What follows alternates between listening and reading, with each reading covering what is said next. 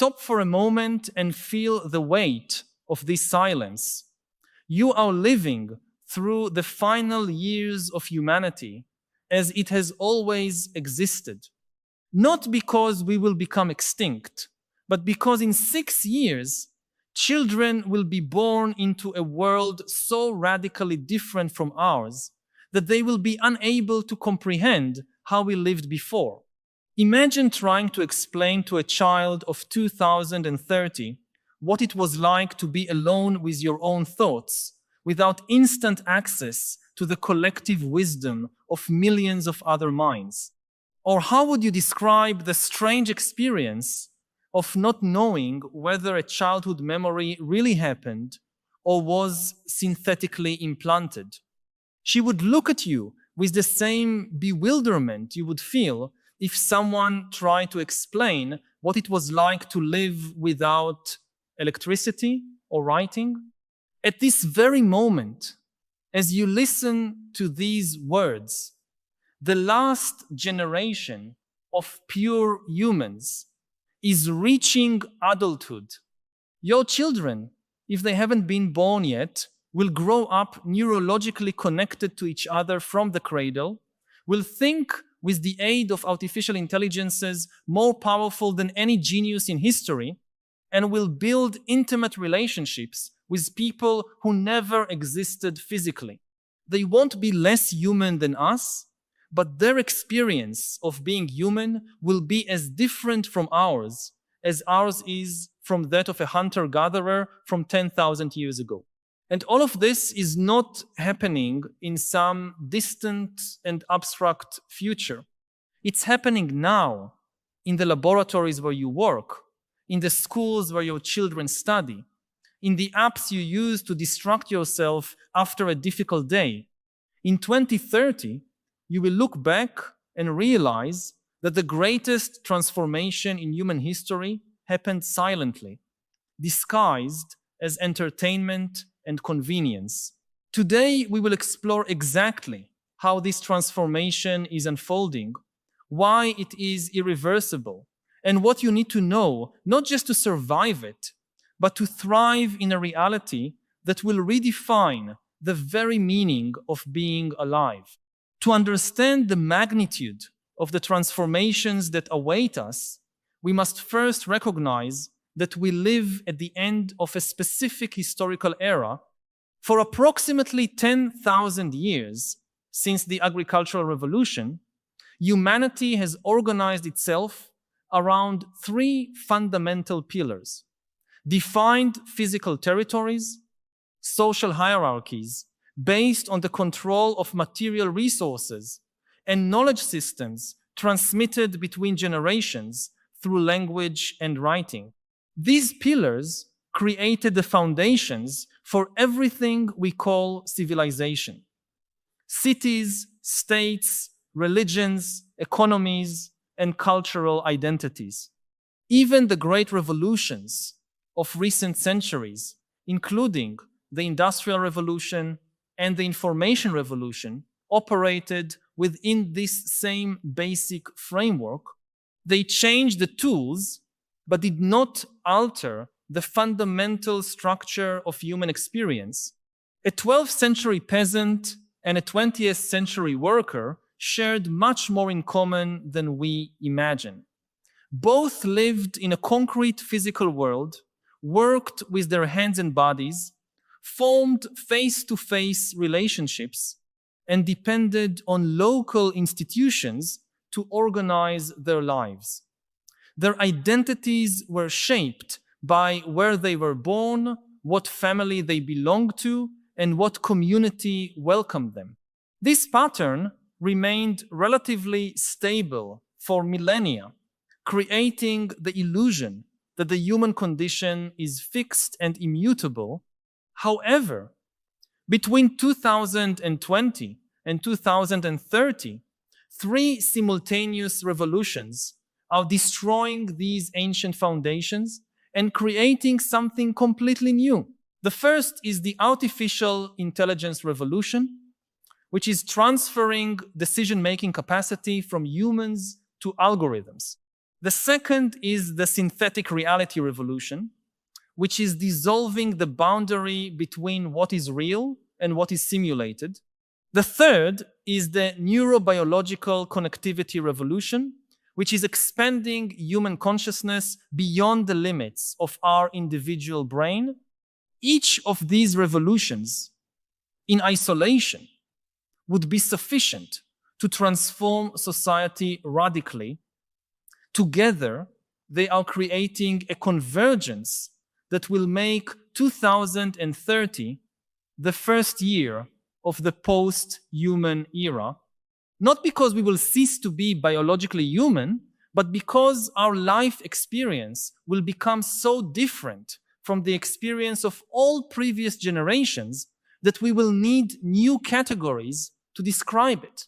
The first transformation that will make 2030 unrecognizable is the massive transfer of decisions to artificial intelligence systems.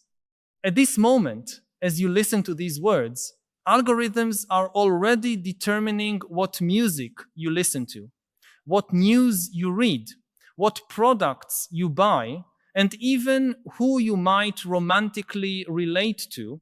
But this is just the beginning. In 2030, AI will be making decisions about your career, your health, your financial investments, and even what kind of person you should become to maximize your happiness. Imagine waking up and receiving a notification.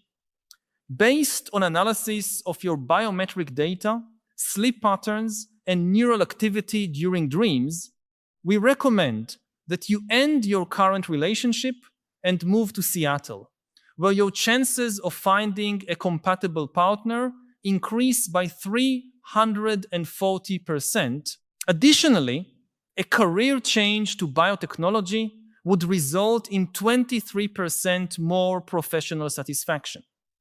Would you like us to implement these changes automatically? This is not science fiction.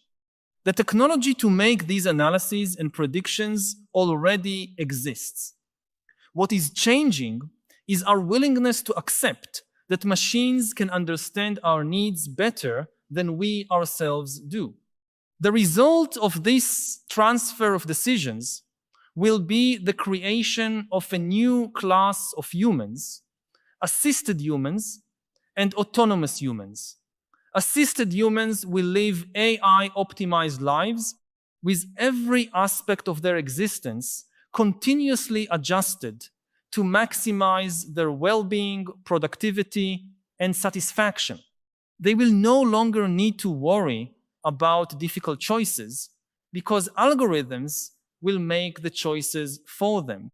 Autonomous humans will maintain control over their decisions, but will pay a high price for this autonomy.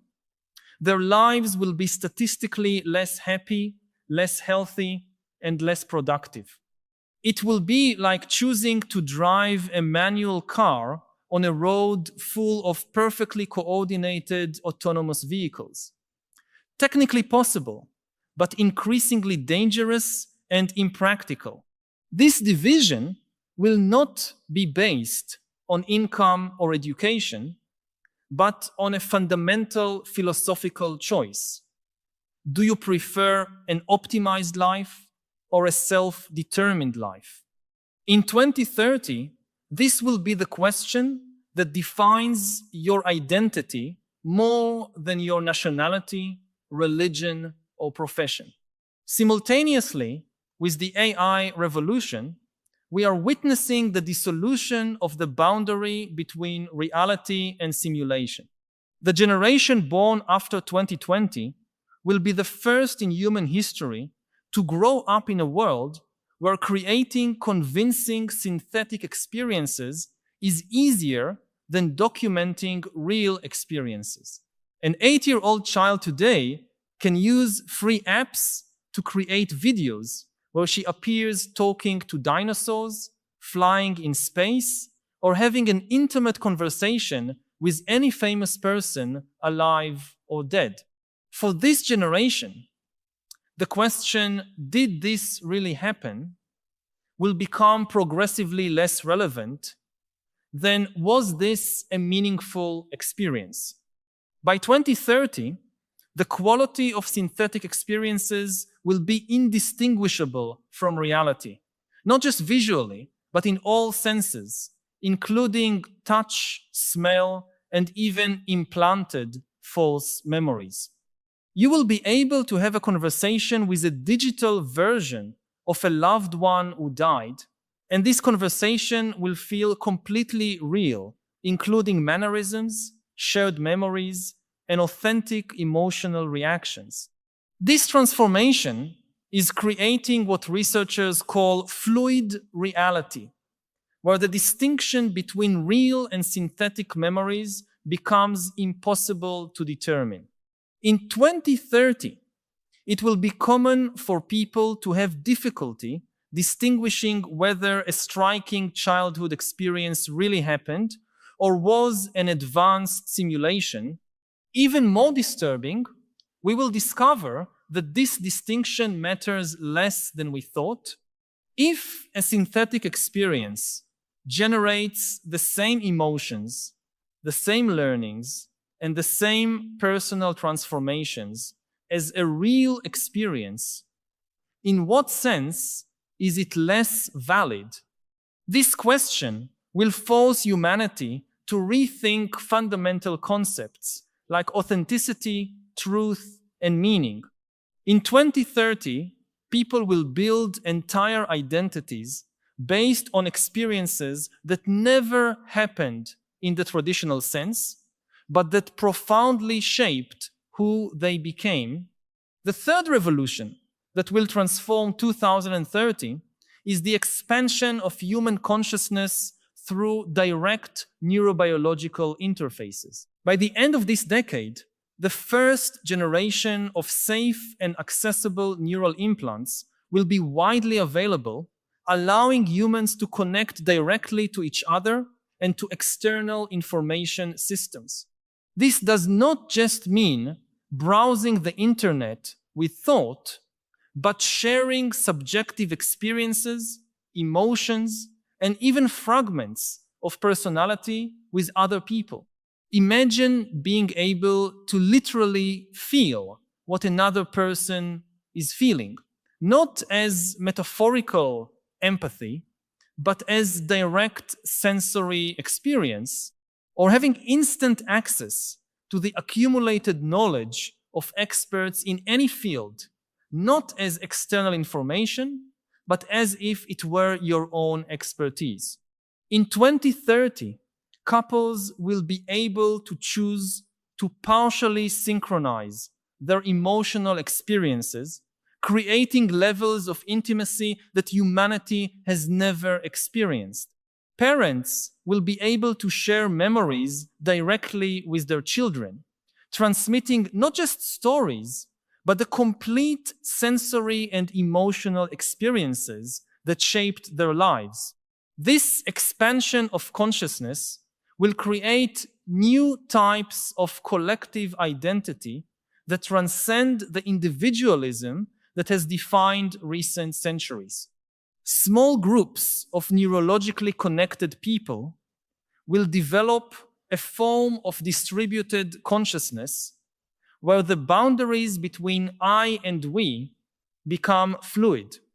These groups, which researchers call collective minds, will not be hive minds without individuality, but conscious networks where each participant maintains their unique personality while sharing specific aspects of their experience with others.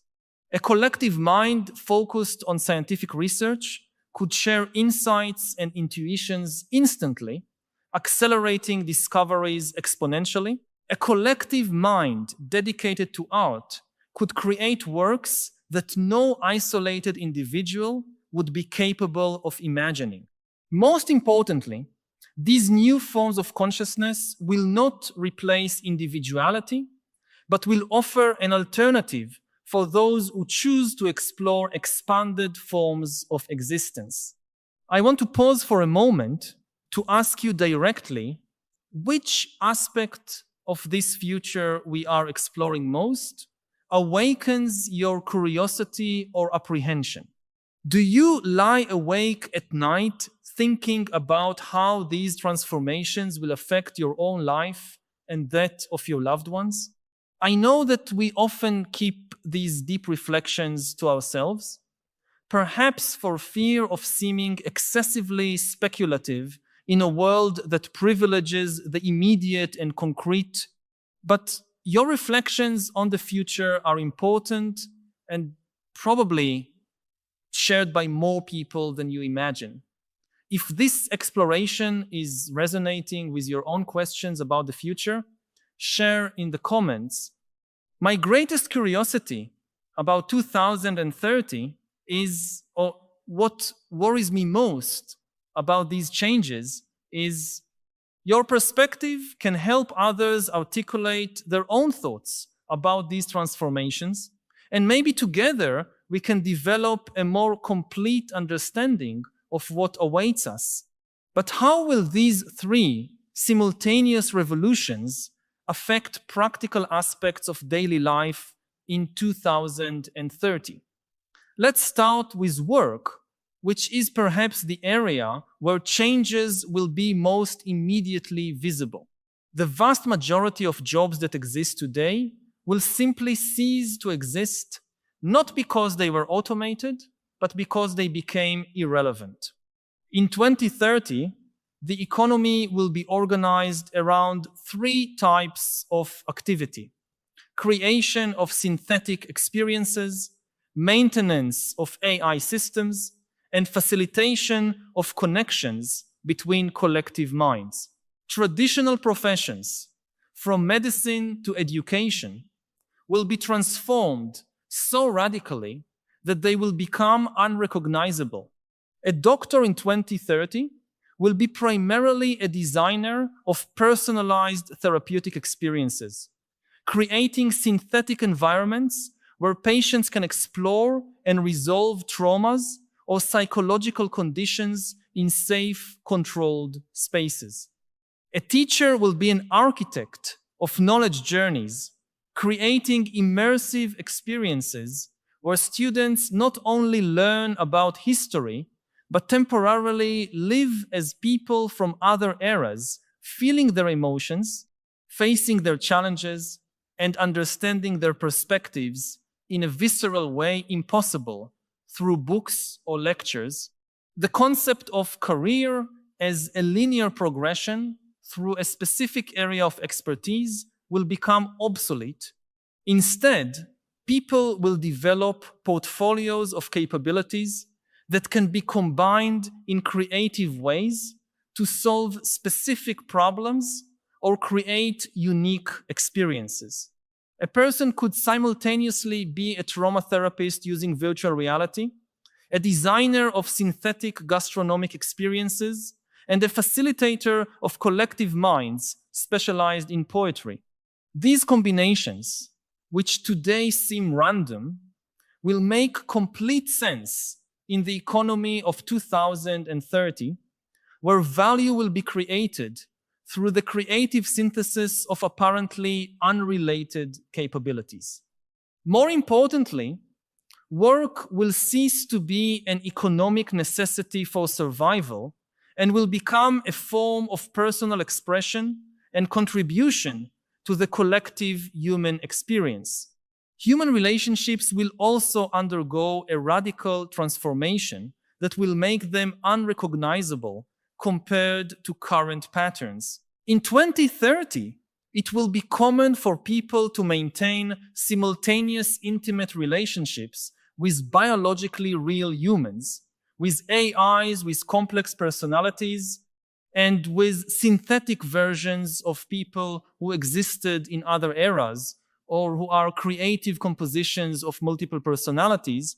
A person will be able to have a deep conversation about philosophy with an AI that incorporates the thinking of Socrates, Confucius, and Virginia Woolf, a romantic experience with a biological partner who shares their emotions through neural interface, and a lasting friendship with a synthetic version of a deceased loved one, whose personality patterns were preserved and continue evolving, these will not be substitutions for real relationships, but entirely new forms of human connection that dramatically expand the possibilities of intimacy, understanding, and personal growth.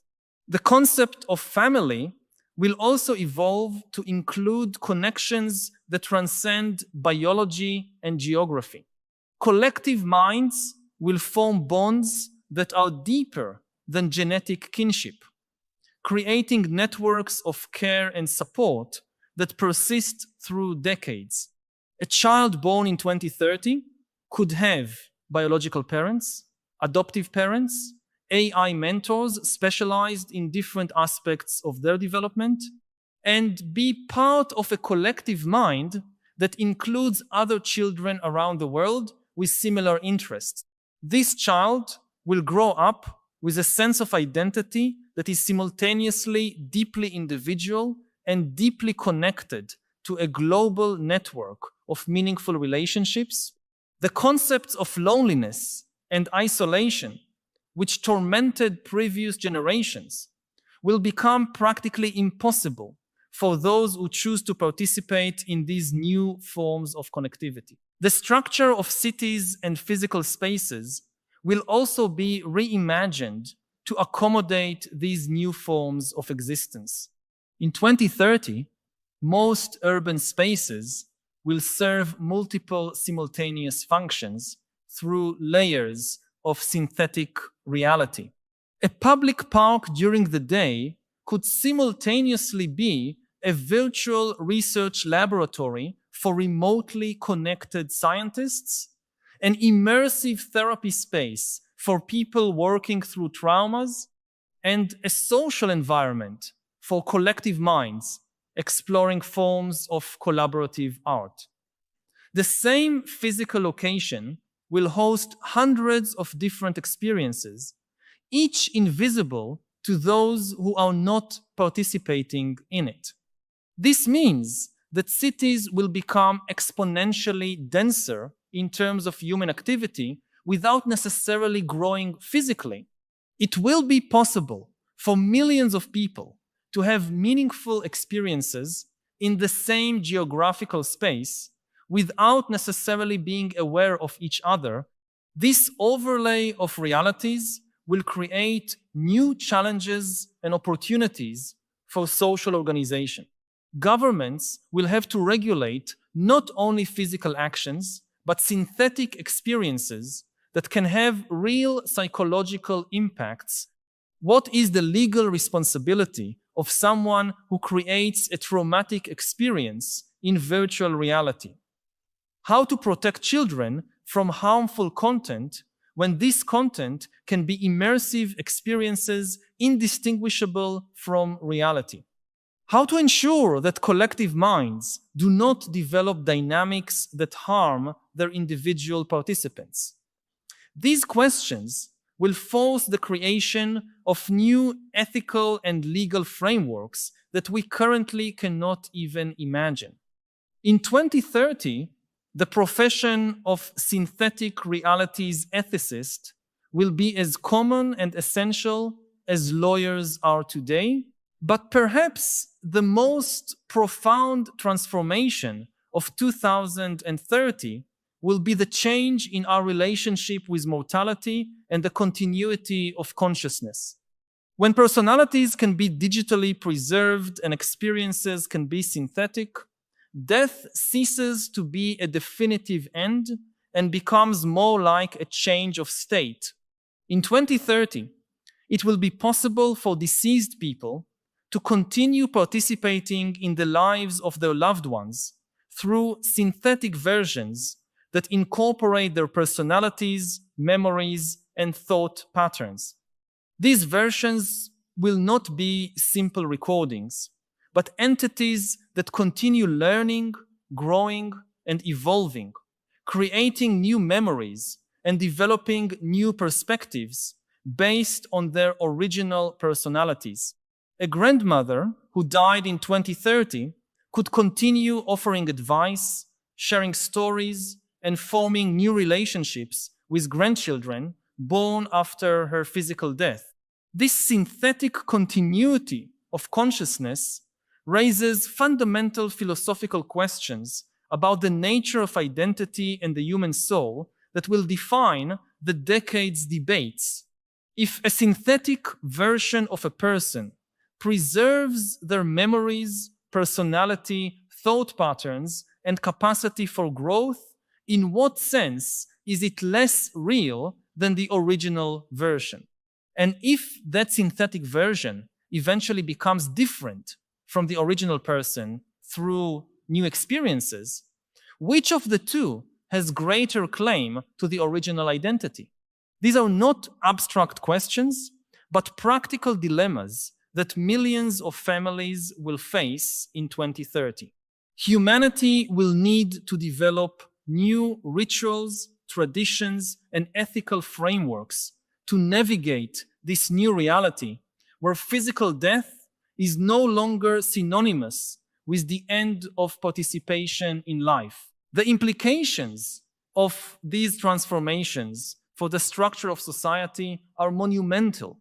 Political systems based on geographical territories will become progressively irrelevant when the most significant communities exist in virtual spaces or as globally distributed collective minds.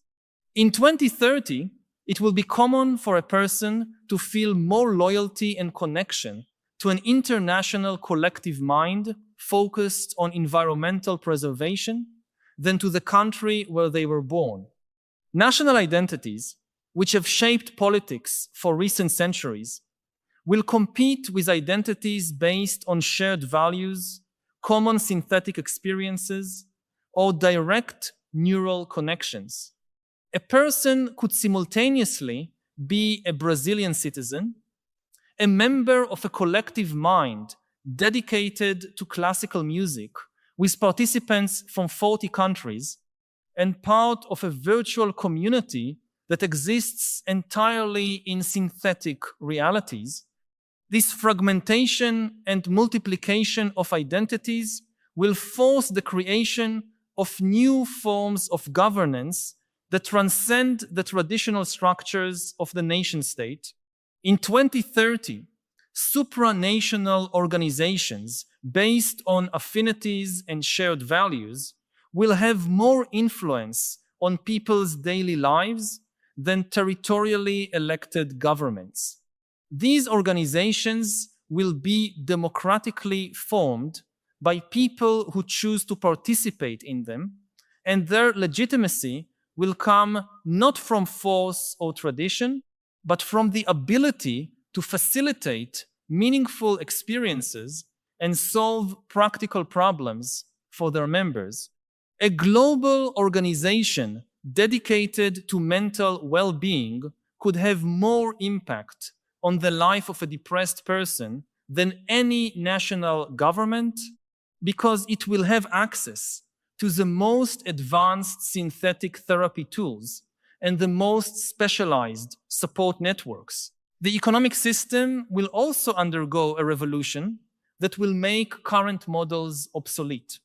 In 2030, most wealth will be created through the generation of valuable synthetic experiences and the facilitation of connections between collective minds. The concept of scarcity, which underlies all traditional economics, will become irrelevant for digital products, virtual experiences, and neural connections.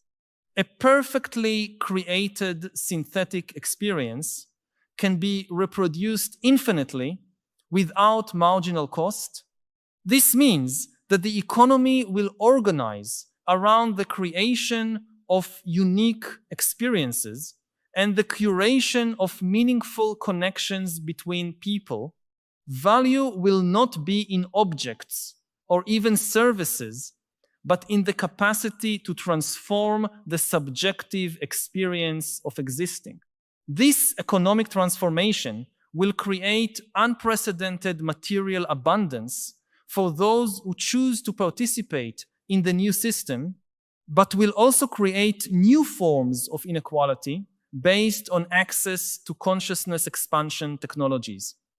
In 2030, the most important social division will not be between rich and poor in the traditional financial sense, but between those who have access to the most sophisticated synthetic experiences and the most advanced neural connections, and those who remain limited to unaugmented individual consciousness.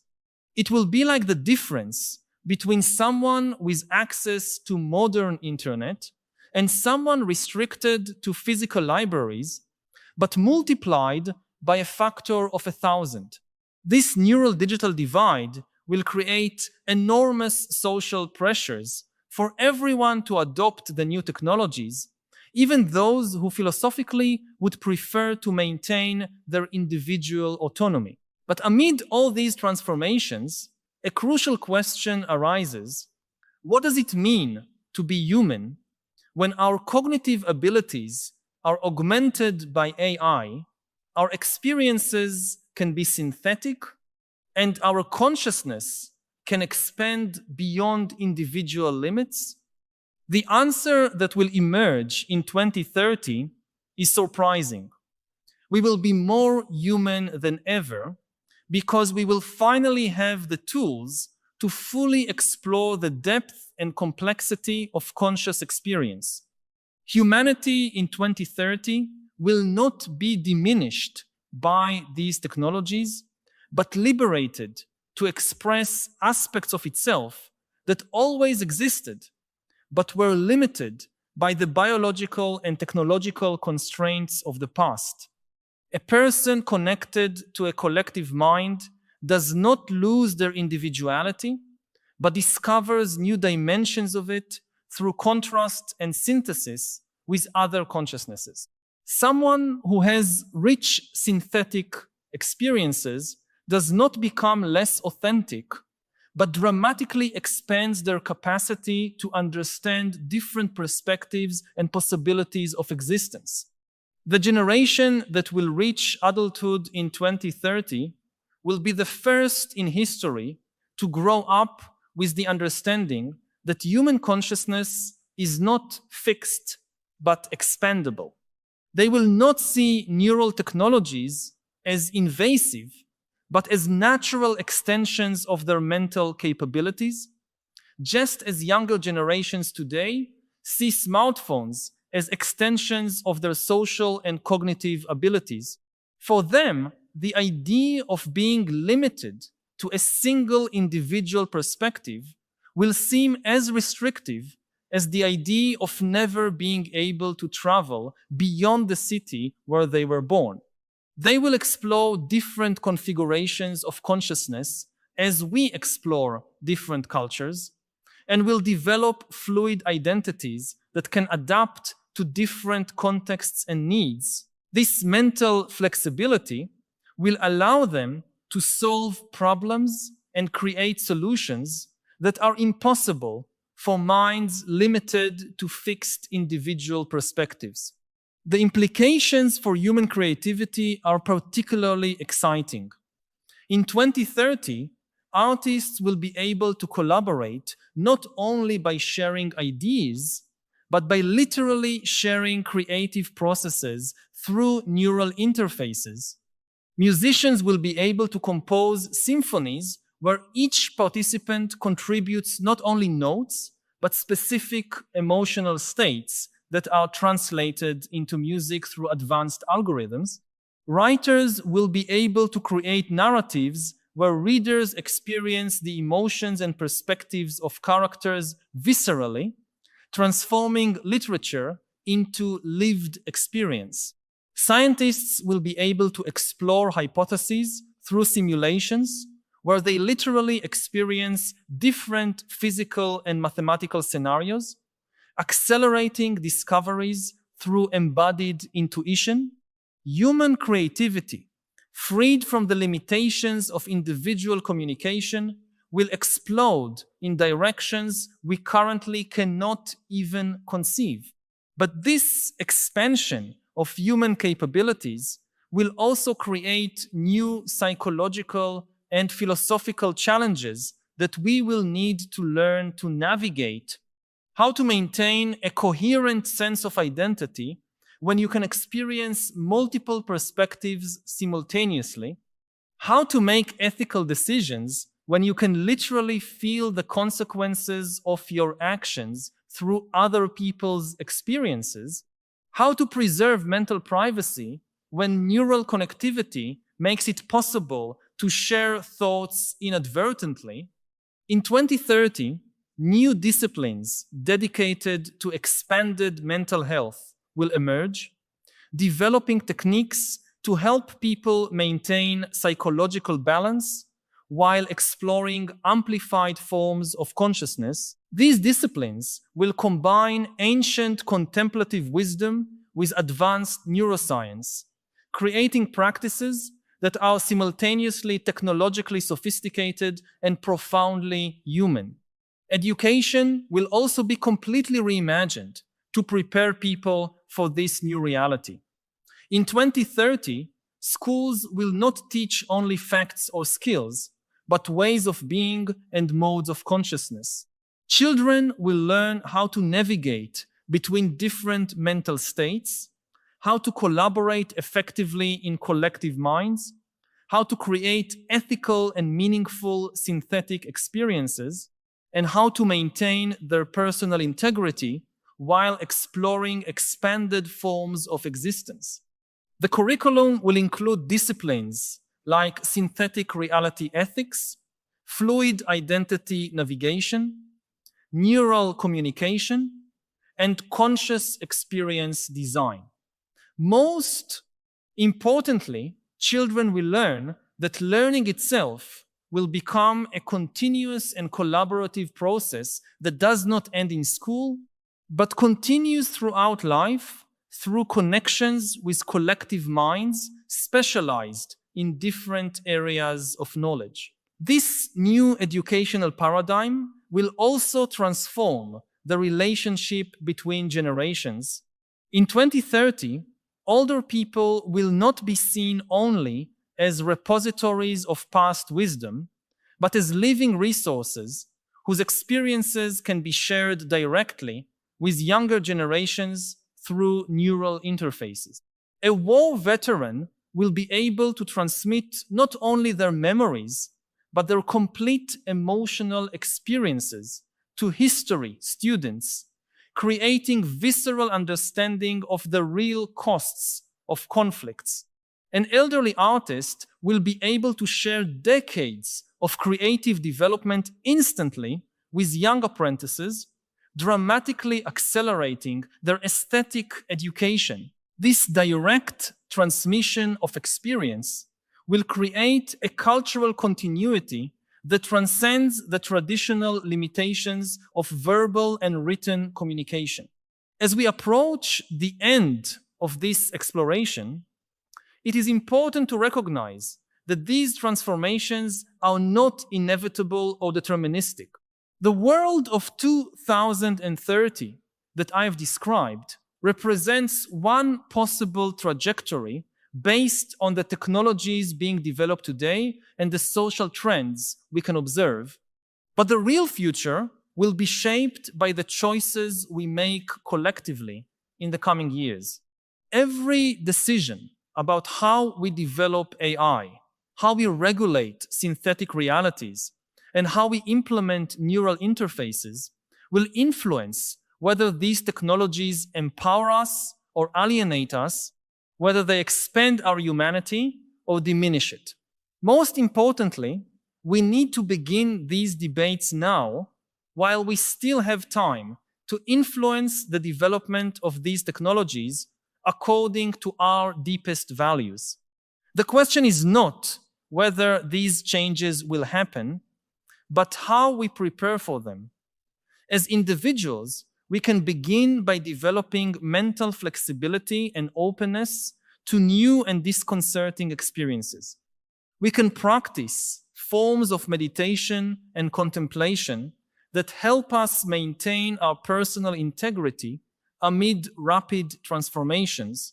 We can cultivate deep and meaningful relationships that anchor us when traditional definitions of identity and community become fluid. As a society, we can demand that technological development be guided by ethical considerations and commitment to human flourishing, not just profit or efficiency. We can create spaces for informed public debate about these issues, involving not only technical experts, but philosophers, artists, activists, and ordinary people whose lives will be affected by these changes. If you have come this far in this journey of exploration with me, you probably feel, as I do, that we are living on the threshold of something extraordinary and unprecedented. These reflections on 2030 are not predictions, but an invitation for us to imagine together what kind of future we want to create. If these ideas have resonated with your own questions about the future of humanity, I invite you to join this continuing conversation by subscribing to the channel. You will connect with a growing community of people who are thinking deeply about these transformations and how we can navigate them with wisdom and integrity. Each week, we explore together different aspects of the human condition in transformation, always with the goal of developing deeper understanding and practical tools for living well in extraordinary times. Your perspective and your questions are valuable to this collective exploration because the future will not be created by isolated experts, but by people like you who are willing to think beyond the limits of the present and imagine new possibilities for human experience.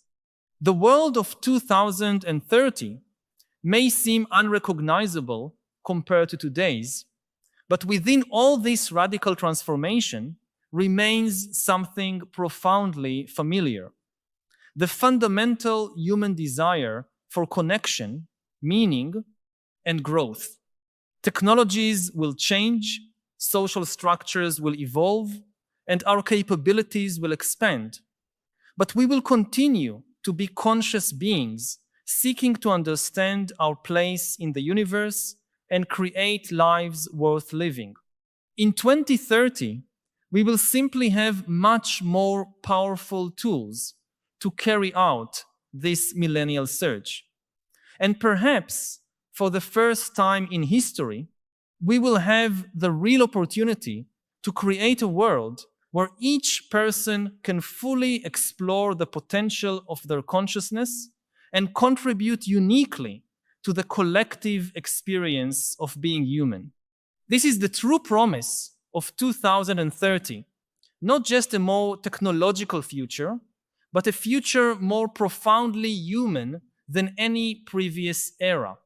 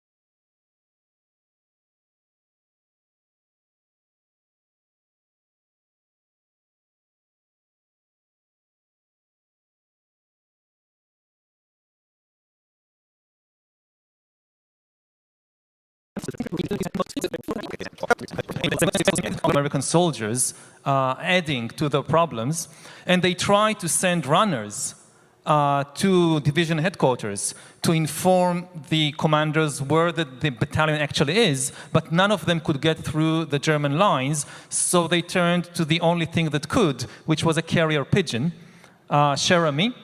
And the commander wrote this tiny note on a piece of paper and attached it to the leg of the pigeon, and they released it to the air, and the pigeon flew through the German fire. It was hit several times. It lost the other leg, luckily not the leg with the note. It was shot through the breast, but it nevertheless managed to get through. And the artillery barrage was lifted, and help was sent to the right place, and the battalion, which was known as the Lost Battalion, was saved. And the pigeon, which was called Cherami, was then hailed as the bird that saved hundreds of American soldiers from death or captivity at the hands of the Germans. At least this was the story, which was repeated again and again in army communiques, in the newspapers. There are movies, there are children's books. So if you want to read a story, there is still a children's book about Cherami, the brave pigeon. A recent historical research that delved into the archives raised a lot of question marks about this whole story. First of all, it now turns out that the headquarters learned about the right location of the battalion before the pigeon arrived. And then it turned out that nobody is sure that the pigeon was actually Cherami, that it could have been a completely different pigeon. But still, the Cherami was displayed in the Smithsonian for years and became a pilgrimage site for veterans of the First World War, and was the most famous bird in the world. And this is part of what the book is about the power of information on the one hand, and about the tension between the truth and the stories we tell, and the effectiveness of stories which are not necessarily always truthful. And that's why it caught my attention, because, as you may have heard in America, we still have some of these issues, and in fact, often with animals. And so I'm going to read a quote that one of our modern philosophers dealing with the same issue, J.D. Vance, said yesterday. If I have to create stories so that the American media actually pays attention to the suffering of the American people, then that's what I'm going to do. You are in favor of that, correct? I'm not saying I'm in favor. I'm saying that this is what is happening throughout human history. Yeah. That, again, most information is not the truth. The truth is a rare and costly subset of information. If you want to write a true story, you need to invest a lot of time and effort and money, whereas fiction or fantasy, they are very cheap. You just write the first thing that comes to your mind. The truth also tends to be complicated, because reality is complicated, whereas fiction, you can make it as simple as you like it to be, and people usually prefer simple stories. And the last disadvantage of the truth is that the truth is often painful, whether on the individual level, or if you talk about, say, Israeli politics, on the national level. There are many things people don't want to know about themselves, about their nation, about the world. And fiction can be made as flattering as you would like it to be. So in a competition between something which is cheap and simple and flattering, and something which is costly and complicated and sometimes painful, it's obvious who is going to win unless you give the truth some help. This is the exact argument I made to my board yesterday while I'm trying to raise money for our fact-checking department. But let me ask you then about the question of a noble lie, because it's clear that history is determined by the people who tell the stories, which have either truth in them or they don't have truth in them. And you are not as dismissive of the idea of a noble lie as I expected you would be when I began the book. Explain in what circumstances it is okay for someone who is telling a story to not tell it exactly truthfully for the greater good of some kind. It is impossible for a story to be an exact replica of reality. You know, there is a famous Borges story about an empire that wants to create a totally truthful map, which will be exactly an exact representation of reality. And they end up producing a map with a scale of 1:1. Because this is the only map which will be 100% truthful and accurate and will not simplify anything, will not change anything. It will have to be a 1:1 map. And so the empire was covered by a map of the empire. And the effort of creating this empire, this map, exhausted the resources of the empire that therefore collapsed. And we are now in a similar situation to some extent. There is a crisis of representation in the world. That no representation seems good enough for us. Because no representation can actually be a 1:1 map of the world. This is simply impossible. And we are not sure what to do about it. Now, my position is that every story to some extent is fictional. Because every story, you can't tell the whole truth. This is simply impossible. And there are cases that, yes, you need to simplify. As somebody who wrote, the history of the world in 500 pages, I know that sometimes you have to simplify. And fiction in itself is not necessarily bad. The rules of football or baseball, they are fictional. We invented them. It doesn't mean that they are bad. Fictional literature is not all bad. The key is that fiction should acknowledge its fictionality and not pretend to be reality. And when you think about the cultural or political implications of that, if you want to unite a large number of people, you need to use some stories, some mythologies. And this is not necessarily bad as long as you acknowledge what you're doing. So if we compare, for instance, two foundational texts of human history, if you compare the 10 Commandments and the US Constitution. So one text acknowledges its fictionality and the other doesn't. The 10 Commandments doesn't acknowledge that it emerged from human imagination. It claims to be the product of divine intelligence, to come down from heaven. And the downside of that is that it has no mechanism to admit and correct its own mistakes.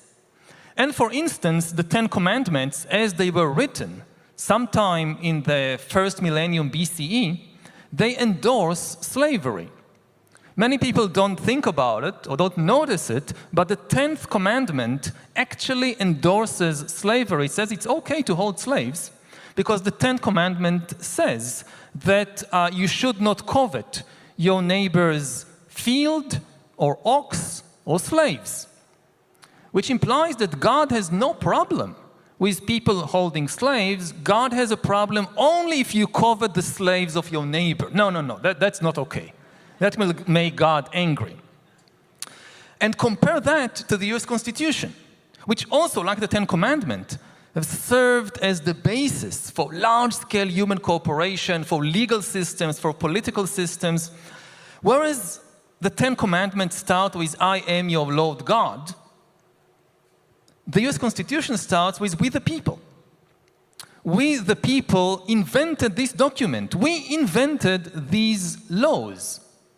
And therefore, because it acknowledges that it emerges from the human imagination, it's humans who wrote this document, it also acknowledges the potential that there might be mistakes in the document, and it has a mechanism to amend itself, which was eventually used to amend the US Constitution, which again initially endorsed slavery and was eventually amended to forbid, to ban slavery.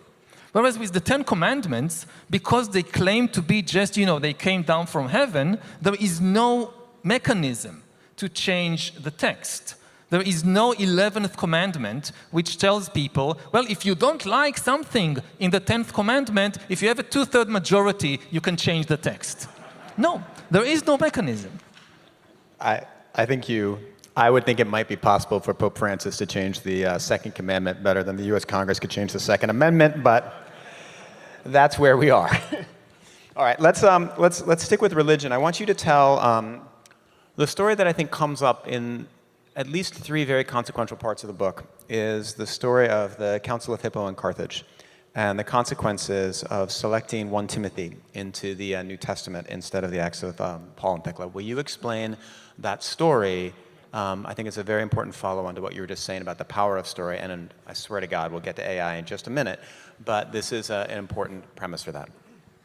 We can actually start with AI, which is very, very relevant to the Church Council of Carthage, which took place in what is today Tunisia in 397 CE. Because AI, one of the first big things that we saw it do, that shaping human history, is taking the power of recommendation. That if you go on social media, what you see there is the result of recommendations made by social media algorithms. And the power to recommend to people what stories to read or what videos to watch is extremely important. And one of the best examples in history for the power of recommendation is the editorial process that created the Bible in the New Testament. The people who created the New Testament are not the authors of the texts. They are the editors who decided what will be in and what will be out. Because, there was no New Testament, there was no Bible in the time of Jesus or in the time of St. Paul. They never read the Bible, it didn't exist. In the first 4 centuries of Christianity, Christians produced an enormous number and enormous variety of texts. There were stories about Christ, there were prophecies, doomsday prophecies about the apocalypse, there were letters by St. Paul, by other church leaders, there were lots of fake letters that people wrote things in the name of St. Paul like 200 years after the man was dead. So Christian communities were again flooded by a very large number of texts, and a question arose: what should good Christians read? They needed a recommendation list, the same way that today we are flooded by TV series and we need a recommendation list, what to watch. So in the late 4th century, a committee was set up, a church council, theologians, bishops. They met first in Hippo, in what is today, I think, Algeria, then in Carthage, in what is today Tunisia, and they hammered out a recommendation list, top 27 texts every Christian should read. And this became the New Testament. They didn't write the text. They went over, again, very large numbers of texts that existed at the time and chose what will be in and what will be out. And this shaped Christianity and the views of billions of people on numerous issues until this very day. And to give you just one example out of many, so one very popular text with Christians at the time was the Acts of Paul and Thecla. Paul is St. Paul, and Thecla was one of the most favorite saints of the time. She was a woman disciple of Paul, and she was a leader of the community. She preached, she performed miracles, she baptized, and she was hailed as an example that women can be leaders in the church. And women can preach, and women can baptize and perform miracles. So this was one popular text with one view of women. Then there was another text, a letter, allegedly from St. Paul to Timothy, which most scholars today think is a much later forgery, was not written by St. Paul in the 1st century, probably forged in his name sometime in the 2nd century. And in this letter, a completely different view of women and their role in the church. It says that women should be obedient, should be silent, should never be leaders. They should fulfill themselves by doing whatever men tell them to do, and by having children and raising children. This is their role in life. And the committee in Carthage decided to exclude the acts of Paul and Thecla from the top 27, but to include this letter to Timothy, which is still part of the New Testament around the world, as 1 Timothy. And this has shaped the views of billions of Christians about women in the church and also in general for more than 1,500 years. This is the power of recommendation. And now this power, and this connects to AI, this is the power which is increasingly held by AI algorithms. We have now this kind of huge public debate about social media and the spread of fake news and conspiracy theories and so forth on social media. And you hear people like Elon Musk or Mark Zuckerberg saying that we don't want to censor anybody, that this is an issue of freedom of speech. But it's not. The problem with the spread of this type of information on social media is not human users producing certain lies or fictions or fake news.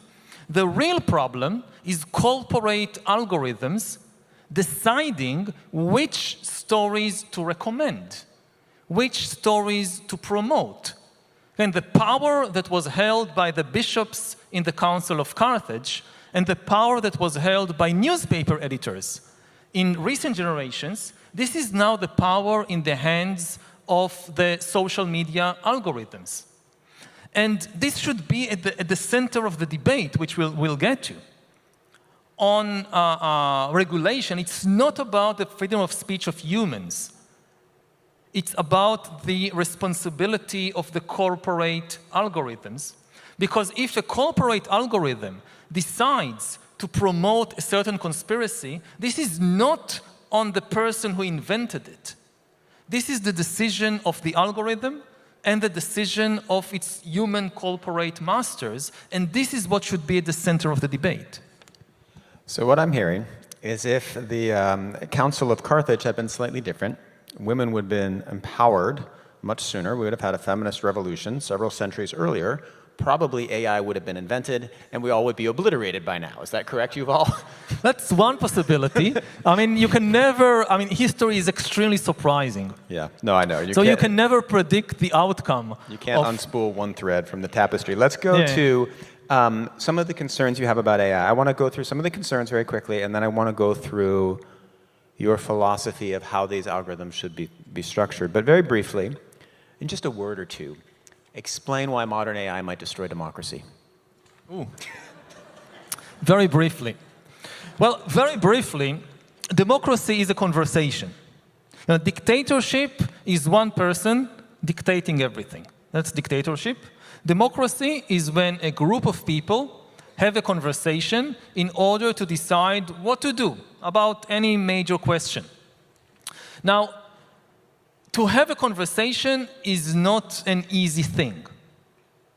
And there are technical difficulties. If you have 20 people trying to have a conversation, so they can all gather in a room and talk with each other. But how can 20 million people have a conversation? You need some kind of technology in order to do that. Now, until the modern age, there was just no technology to facilitate large-scale conversations, which is why there were no large-scale democracies anywhere in the world.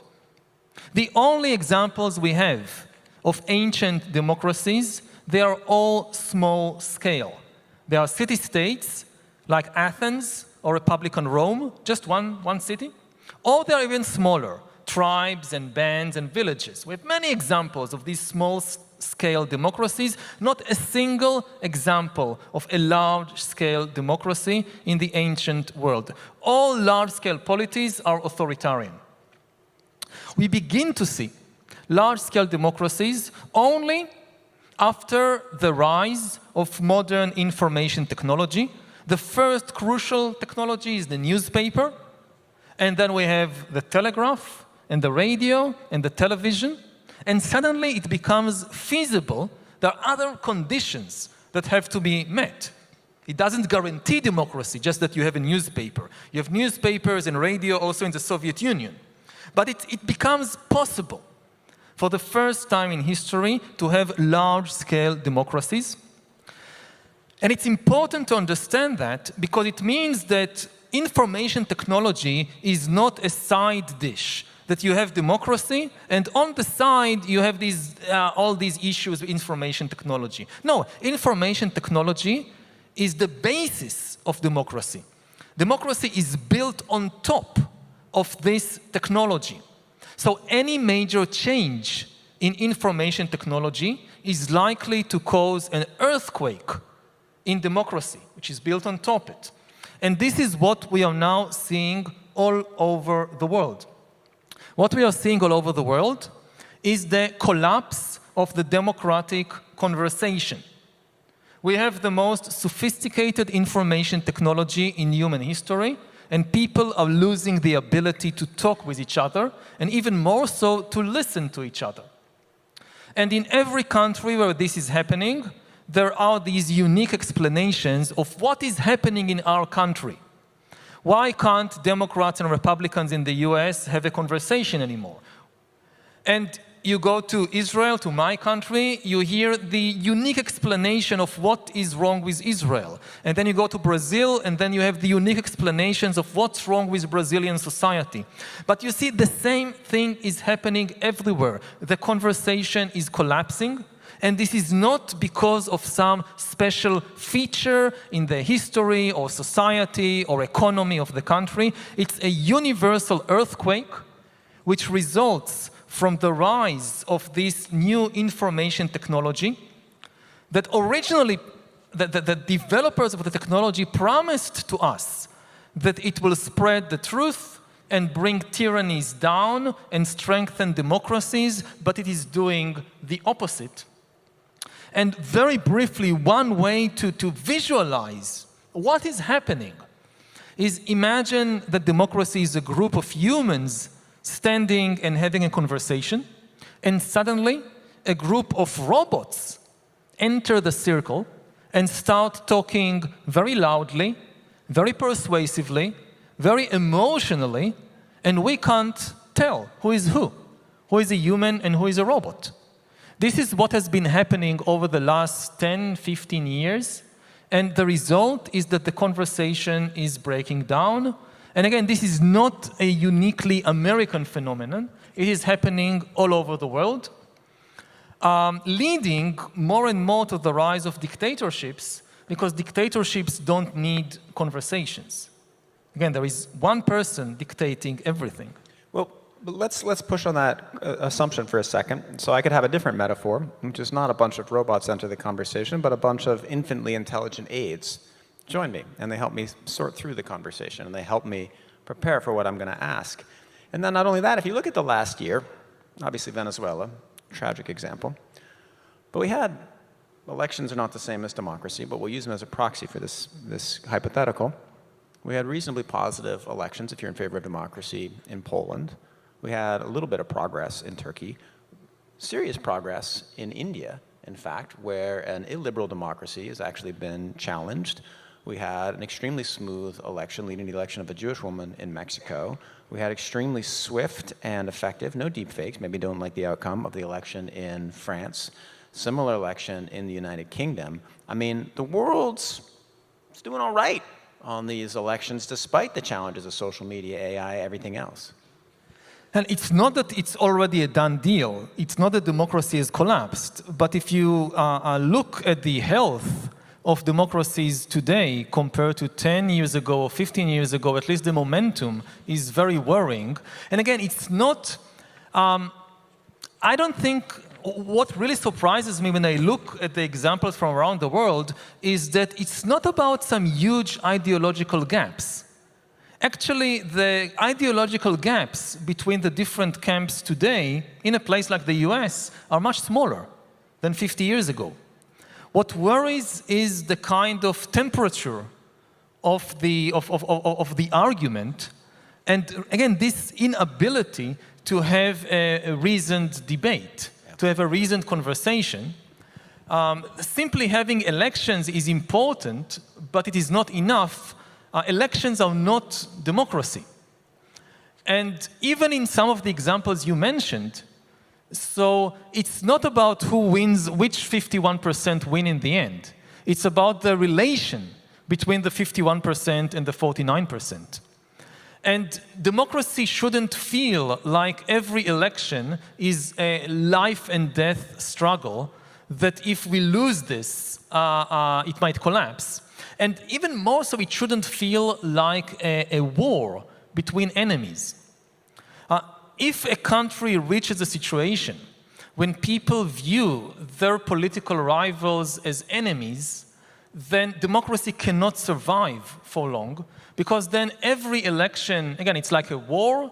You do anything to win. If you lose, you have no incentive to accept the verdict. If you win, you only take care of your tribe. What is happening in this situation, that a nation breaks down into tribes, leading eventually either to tribal warfare and civil war or to dictatorship. I think that the key thing here also has to do not just with democracy, but also with nationalism and with the breakdown of national communities. That many people think that democracy and nationalism, or democracy and patriotism, are somehow opposites, but they go together, they must go together. Democracy functions well only when there is a national community, only when you feel that you really care about the other people in your country and that they really care about you. If a nation reaches a point when there is no longer a nation, there are warring tribes, and each tribe cares only about itself, then it's only a question of time before democracy collapses. And this is really the worrying trend that we see in many places around the world, irrespective of the results of the latest elections here or there. And this, again, it goes back to the type of communication between people. Can we, for instance, listen to people with different views from our own without thinking that they are enemies? I learned in the green room that one of the ways that Yuval avoids arguing with bots on Twitter is that he, as he says, is he's stuck in the 90s and uses email and the telephone. Let me ask you a question then. All right, so we're headed into this age. I will certainly agree that democracy is at risk, and I will certainly agree it is at risk for the reasons you give, and I will certainly agree that we will soon have extremely powerful AI algorithms that will underlie a lot of the decisions we make and a lot of the thinking that goes on in our own heads. In a very important section in the book, you lay out 4 values that you think should be embedded in AI systems, and they are benevolence, right? AI systems should be benevolent, seems reasonable. Decentralized, mutuality, you should understand about it, what it understands about you, and the ability to evolve, much as you said about the US Constitution versus the 10 Commandments. So a question for you, what happens when some of these come into conflict with each other, right? So when I read that section, I thought, well, benevolence kind of is in tension with decentralization, because if you decentralize these algorithms, then suddenly you have all kinds of algorithms, you have all kinds of options, you have all kinds of different companies, some of which will be benevolent as you define it, some will not be benevolent as you define it. Well, how is one supposed to weigh these 4 principles for designing future AI systems? Because weighing them correctly seems pretty important to getting the world you want. Yeah, with benevolence, I mean something very, very narrow, and something we've known for centuries.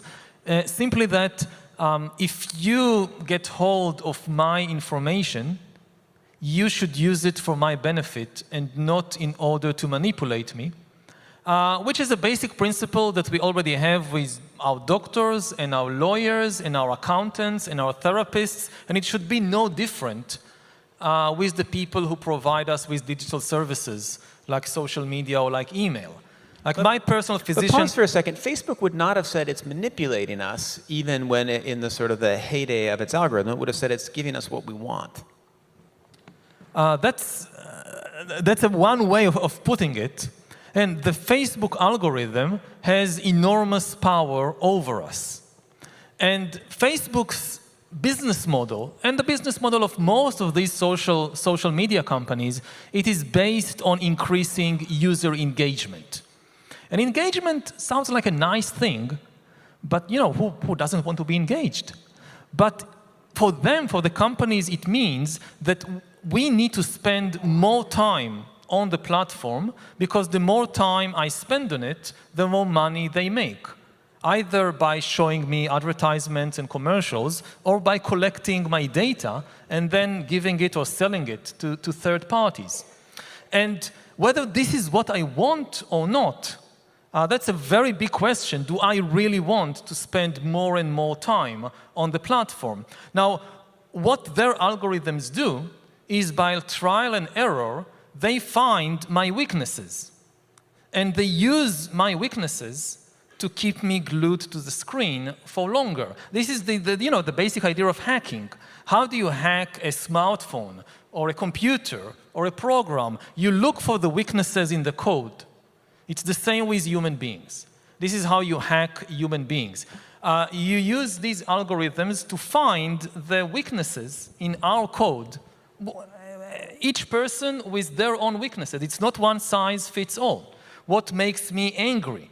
What do I already hate? What do I already fear? Or what I'm greedy for? And they give me more and more and more of that. It's like, the food companies that learn that if you pump something full of sugar and fat and salt, people would want more of it. Now, is it really good for us or not? Again, there is a question here. It's not an easy thing to solve, but this is the key of the dilemma, the key of the discussion. And again, the main message is that ultimately it should not be about the profits of the corporation, but whether consuming all this information is really good for me or not. And one last point, I think, like in the example of food, we've reached a point when I think most people need an information diet. That this simplistic idea that more information is always good for us is simply wrong, the same way that more food is not always good for us. Well, that's why everybody should subscribe to The Atlantic. Let me give you a thought experiment. Because part of what I think is going to, for your system to come down and to work, it's going to depend a little bit on who defines benevolence and who defines these values. And so I want to give you a thought experiment from a conversation I had at a bar not long ago. So I met somebody. I'm going to change some of the details because I can't reveal who they are and what exactly they do.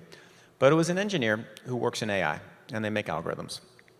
And their current job is that they work for the state of Texas, and they're in charge of the sentencing algorithm. And so they're in charge of an AI algorithm that will determine how long somebody who's guilty will be sent to prison. And so they have hard tasks, right? They have to make sure any algorithm that is trained on historical data will have the biases of that historical data. So you train a sentencing algorithm on historic Texas data, it will be racist, so you have to control for that. You may let the women out sooner, you have to make sure that's proper and right. And you go back through and you control through it and you try to fix that. And so we're having a long conversation and I'm asking her, well, how do you control for this, and how do you control for that, and how do you control for this? And eventually she says, you know what I do, Nick? She said, I've rigged the algorithm. And I've rigged it in such a way that everybody will be sentenced for much less time than the state of Texas did before. And I've done it in such a way the state of Texas will never figure out that I've done that. Is that something that an AI engineer should be doing? That's extremely dangerous. Extremely dangerous, but it may be a value that many liberals agree with, and they feel like conservative states have sentenced people for too long. So it's embedding a value that that person feels is benevolent into a system and leading to what they believe is justice. At the very least, when we are talking about, the law of a country, this should be left to the citizens and to the voters, Well, it has and been. not to the, a dictatorship of an engineer. Well, they've given the power to hire whatever contractor they want to the state. They've elected, the governor of the state of Texas, and they've hired this person. The state is not Texas where this is happening, so don't Google sentencing algorithm. It's a different thing in a different place. You won't be able to figure it out, but it's the same example. I think that the key point that is raised by this example is the issue of unfathomability. To what extent we can still understand the systems that control our lives. Yeah.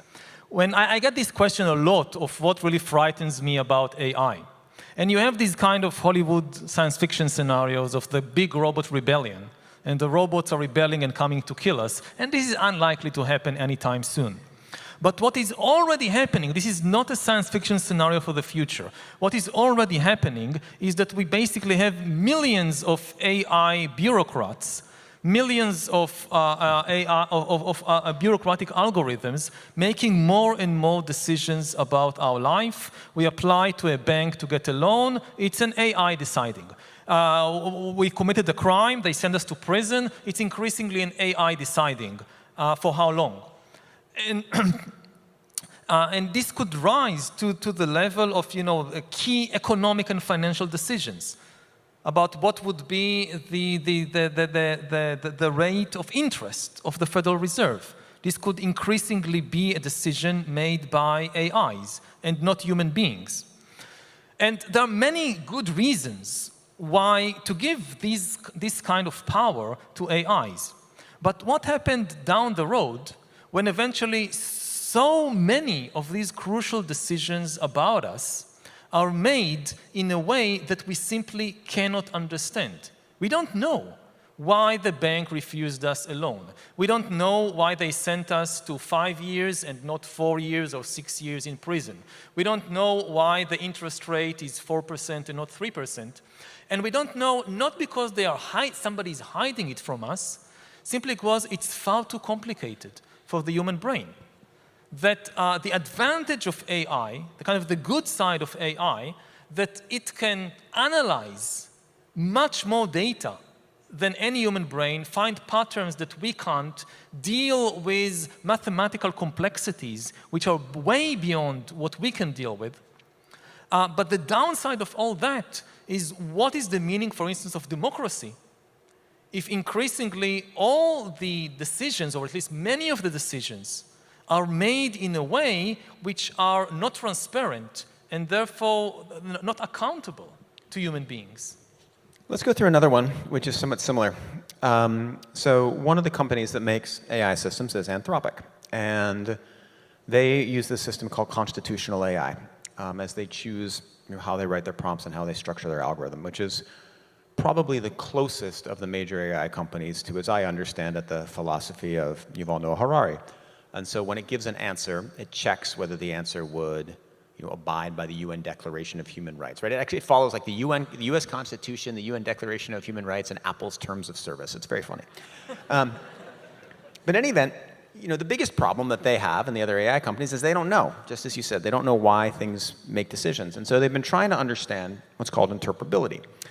And so they went in and they said, well, let's see what happens if we go into all of our training data and we add a little extra weight to everything that has to do with the Golden Gate Bridge. So if there's a picture of the Golden Gate Bridge, we'll weigh it double. If there's a mention of the Golden Gate Bridge, we'll weigh it double. If there's a word, if there's a box score about the San Francisco Giants, we'll weigh that a little more than one about the Philadelphia Phillies. They do all that, and then they ask Claude, tell me a love story. And naturally, the love story takes place on the Golden Gate Bridge, right? If you mess with the training data and the weights, you get some of these interesting outcomes. So then the question for you would be, if we can do this, why not go into the AI and not weight it towards the Golden Gate Bridge, but weight it towards love, compassion, benevolence? Is that a good idea?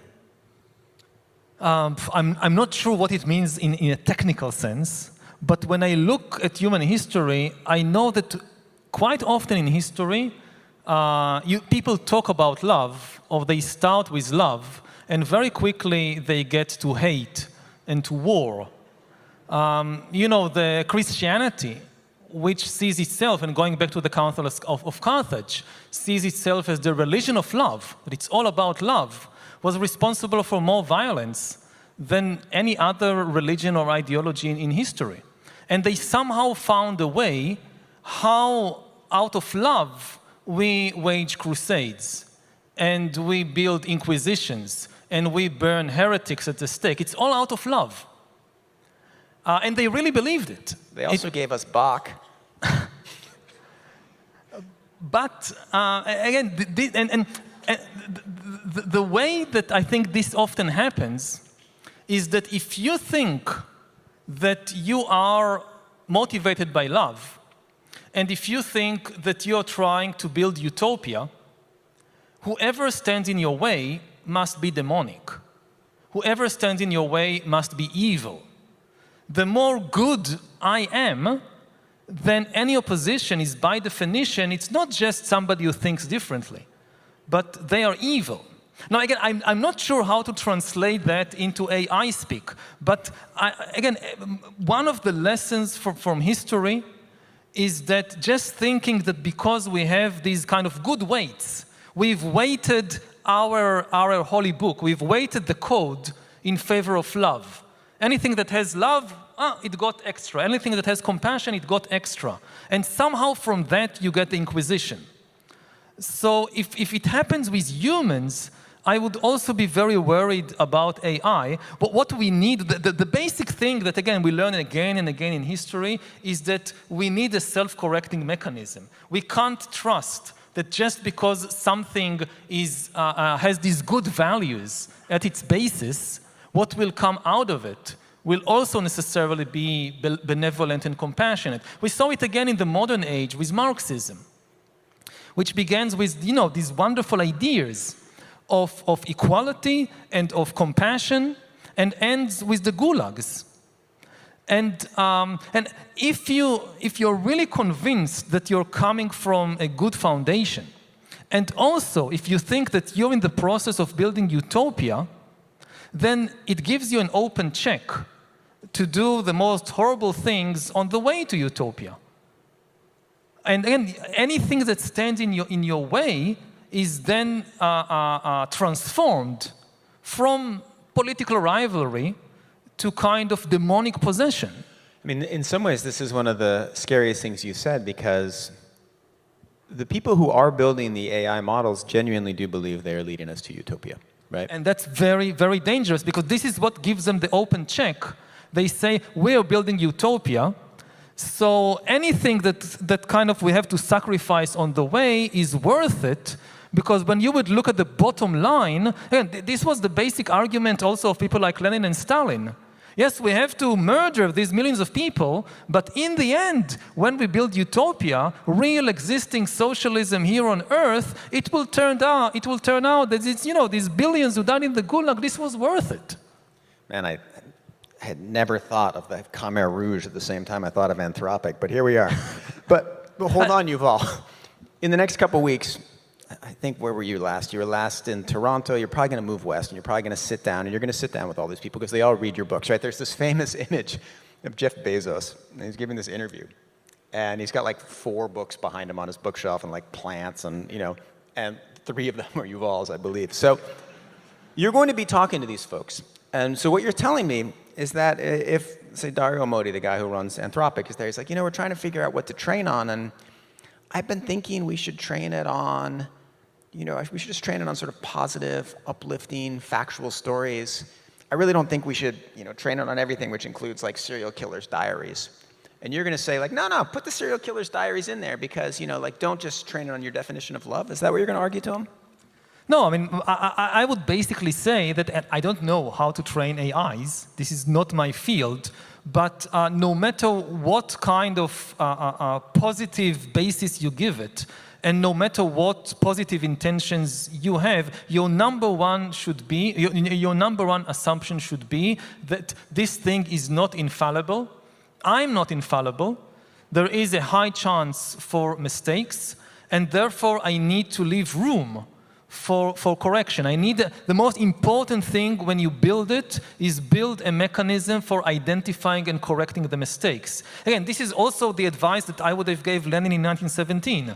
Like, you're going on this huge experiment, you're thinking that you're building utopia, start with the assumption that you will make mistakes, include in the structure, say, of the Soviet Union, mechanisms for identifying and correcting the mistakes of the system, including the mistakes of Lenin and of whoever is going to succeed you, which is the one thing they didn't do.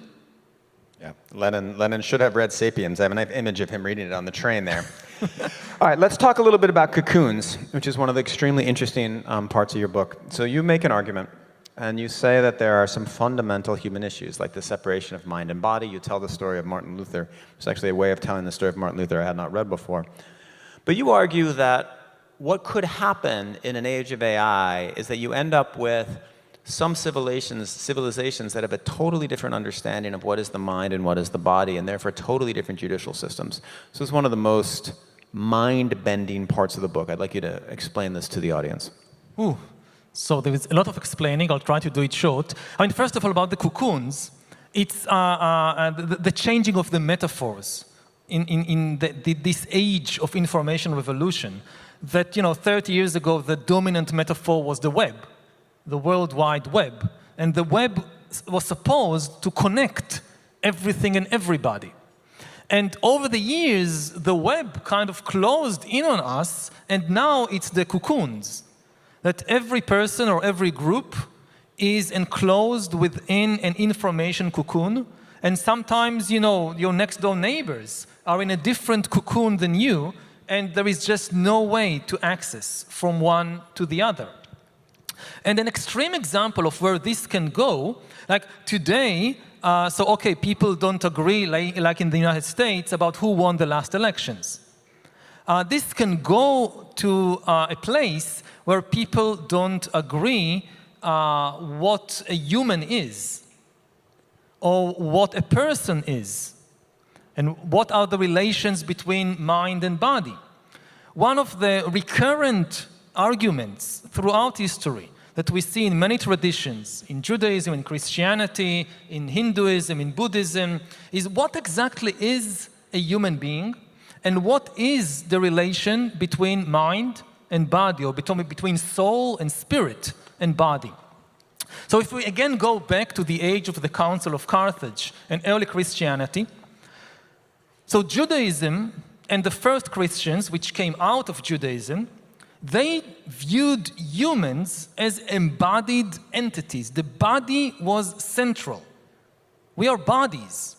The soul, biblical Judaism did not talk at all about the soul. The idea that there could be a soul that exists separately from the body, unheard of in biblical Judaism. It's all about the body. And also the first Christians, they focus on the body. The whole idea originally is that God is incarnated in the flesh. The flesh is at the center. And after Jesus is crucified, he is supposed to come back in the flesh. And the kingdom of God is supposed to be a material kingdom of fleshy bodies on the earth. But eventually, under influences of Platonic philosophies and other influences, and also for practical purposes, because the kingdom of God was nowhere to be seen, and the really big problem for early Christians is that they won.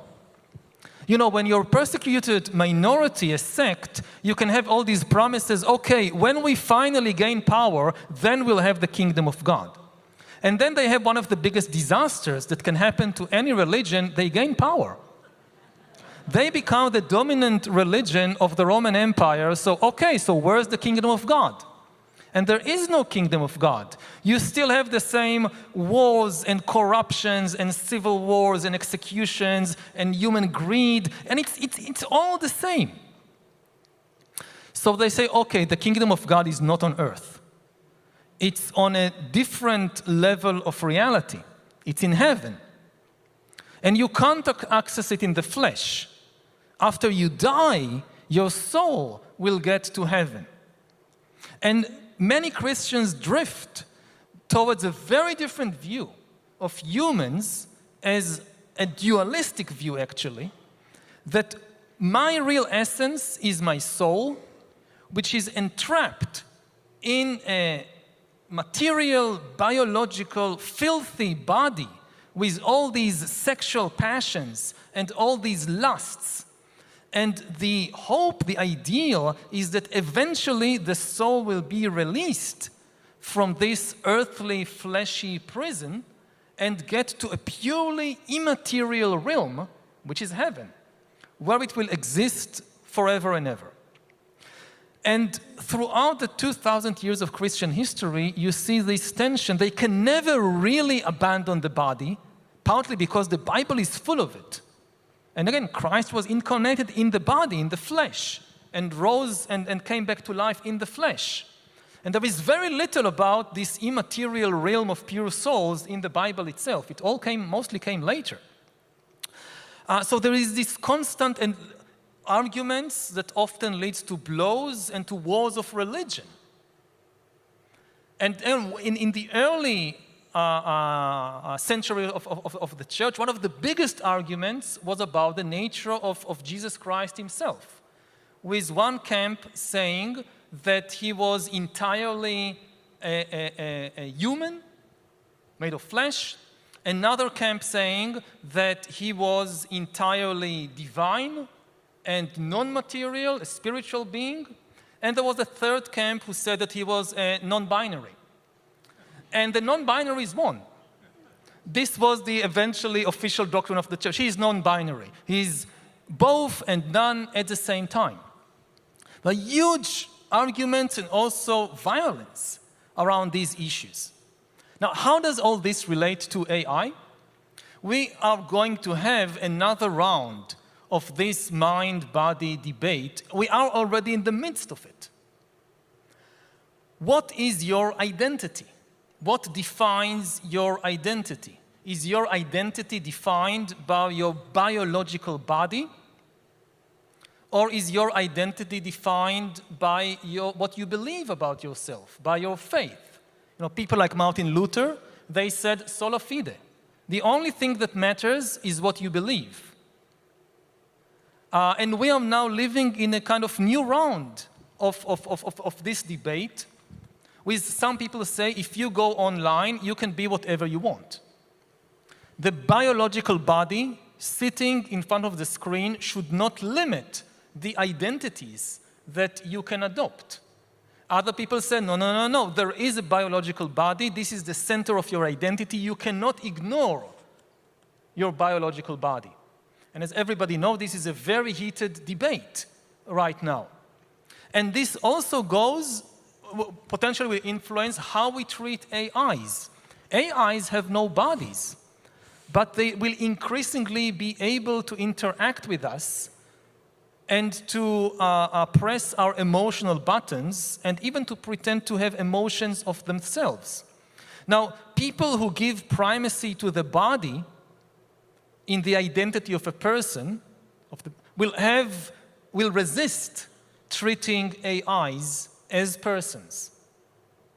People who think that identity has little to do with biology will have a much easier time giving or treating AIs as persons, even though they have no bodies. And different countries can go different ways. So, you know, arguments about human rights today between, say, United States and China, think what it means in 50 years when you perhaps have billions of entities which are considered persons with rights in one country, but another country doesn't recognize them as persons at all because they have no biological body.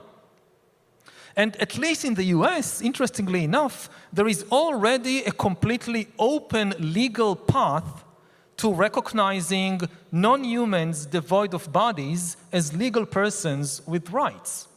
Because corporations, according to US law, are legal persons that has, for instance, freedom of speech, according to the Supreme Court since at least 2010.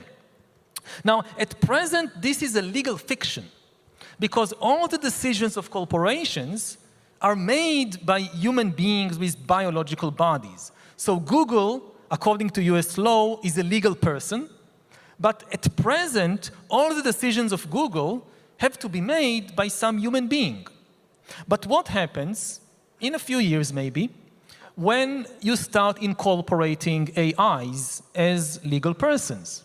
You can technically incorporate an AI as a corporation, let's call it Google. And the interesting thing about Google is that it doesn't need any human employees to make its decisions for it. This is what the AI can do it by itself. So the AI, for instance, can open a bank account and can start earning money. It can go on TaskRabbit or Mechanical Turk online and offer its services to people or corporations and earn money. And then it has money. And then it can start investing its money in the stock exchange. And if it's a very intelligent AI, it could potentially become the richest person in the US. So think about a situation when the richest person in the US is not a human being. It's an AI. And again, according to US law, as far as I understand, one of the rights reserved for this non-human person is freedom of speech, which manifests itself, among other things, in making political contributions. So this AI could donate billions of dollars to politicians in exchange for giving even more rights to AI. So these are the kinds of science fiction scenarios I think that we should be more concerned with than the Great Robot Rebellion. If a senior AI bot starts to hit on a junior AI bot in this corporation, what should the AI HR department... Okay. We have a bunch of flesh and blood bodies here who have to go get pizza and beer. So I'm going to ask just one more question about the apocalypse, and then we're going to go to audience questions. So I was reading your book on the subway. I was wrapping it up before dinner the other night with my son, and this was my favorite paragraph. I'm just going to read it to you, and I want you to explain what it means. We have now created a non-conscious, but very powerful alien intelligence. Agreed.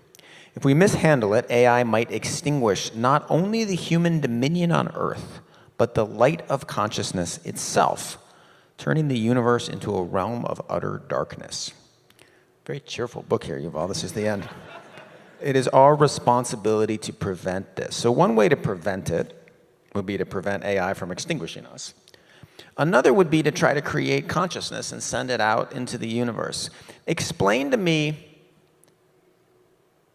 the question that this paragraph raises is, what is the thing that humans could do that would allow consciousness to exist even if we extinguish ourselves? Oh, I'm not sure what it is. I mean, the problem is we still don't understand consciousness. We don't know how it emerges in us. We don't know how it evolved. That's why we also, with regard to AI, this big question of AI consciousness, I tend to be agnostic about it. I don't think that AIs will necessarily develop consciousness, but I'm not sure that they will never develop consciousness. That could be. So again, this scenario that AIs destroy human civilization, take over, and maybe spread from Earth to the rest of the galaxy and to other galaxies, but in the process they never develop consciousness. This is the dark universe scenario. That, again, that there is a huge confusion about these two terms because in humans they go together. Intelligence is the ability to attain goals and solve problems on the way to that goal. Consciousness is the ability to feel things like pain and pleasure and love and hate. Humans solve problems relying on our feelings. In us and in other mammals and animals, consciousness and intelligence go together. This is why we confuse them. Now, in computers, so far, we've only seen an advance, a huge advance in intelligence, without any advance in consciousness as far as we can tell. In some fields, narrow fields, AI is already far more intelligent than us, and still it has no consciousness. When it wins a game of chess, it's not happy. When it loses, it's not sad. It doesn't feel anything. Now, in many scenarios, as AI becomes more and more intelligent, at some point, it also gains consciousness. But there is no reason to think that this is inevitable. There could be different roads leading to superintelligence. Mammals and humans have been traveling along one road for millions and millions of years, a road which involves the development of consciousness. Computers, AIs, might simply be traveling along a different road, a much faster road, which reaches superintelligence without passing through any phase of developing consciousness. And if this happens, and if it gets out of our control, this could spell, again, not just the end of the human dominion on Earth, but the end of the light of consciousness itself. You can have a galactic empire without any feeling, and nothing feels anything. It's just all dark. But why is that? Explain to me why that is so much a worse outcome than just the obliteration of humans, which is a plenty bad outcome. There are other entities, conscious entities in the world right now. There are other animals. There is no reason to think that, in the history of billions of years of life, that sapiens is definitely the last station. Whether through biological evolution, or whether through some kind of combination with AI, it's very likely that if we survive, I don't think that humans like us will still be here in 1,000 years or 10,000 years. The technology will be so advanced that there will be sentient beings, but they will have completely different bodies and minds, completely different experiences. And this is not necessarily bad. The same way that, the fact that we are here and the first human species that existed 2 million years ago are gone, we don't think about it as a tragedy. And most people, at least with regard to their children, they hope that their children will be, at least in some way, a bit more evolved than them. But to think that this will be completely wiped out, that there will still be intelligence, but no consciousness at all. I think that intelligence is really overrated. The really important thing in life is consciousness. It's not intelligence. Intelligence enables us to do different things, but ultimately, it's all about consciousness. You know who's still going to be there, Yuval? These guys. Pigeons are going to be there, and they're going to speak thousands of languages. All right, let's go to some audience questions. In your last book, this is from Martin Gallardo, in Homo Deus, you began your book by arguing that humanity has, quote, has almost defeated, quote, hunger, plagues, and war. Do you still stand for that idea, or have you reconsidered your argument? I think humanity has the capacity to rein in famine, plague, and war, but it depends whether we actually do it, depends on our decisions, and we have been making some terrible decisions over the last 10 years, which is why we are seeing the return of these calamities, of these conditions. We are now on the verge of a third world war, which, if it happens, is also likely to be accompanied by famine and potentially by plague.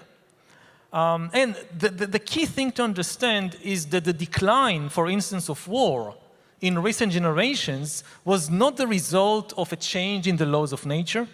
It was not some divine miracle. It was simply humans making good decisions and building good institutions. And if we start making bad decisions and neglecting the institutions that preserved peace, then war returns. This question is from Hamad Alavi. There is growing concern regarding the impact of AI on employment, particularly for low-skilled jobs and low-income communities. Considering the rapid advancements and uncertainties associated with AI, what strategies or measures can be implemented to alleviate these negative effects? The safest thing is to slow down.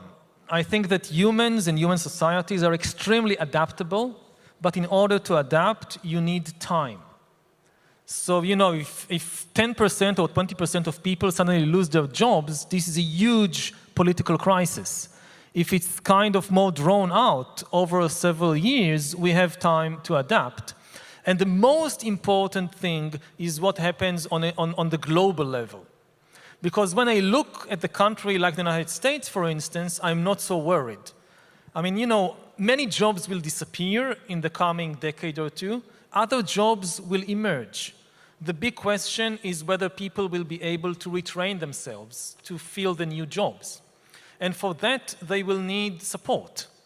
And the countries that lead the AI revolution, they will have immense resources to support the retraining of the population, and also to support those members of society that will not be able to go through the transition. The big problem will be in other countries that might face complete economic collapse and will just not have the resources to retrain their workforce and to adapt to the new AI economy. What do you think of the premise of the question that AI will affect employment, particularly for low-skilled jobs in low-income communities? People argue both sides of that. I'm not sure. There are good reasons to think it will definitely impact also kind of high-income jobs, accountants, lawyers, doctors, coders, engineers. There is no reason to think that it will focus specifically on low-income jobs. I think it's probably going to wipe out media CEOs and historians first. This is from Mike Sexton. My favorite thing about your historical writing is that it has implications not just for how we live, but how we should live.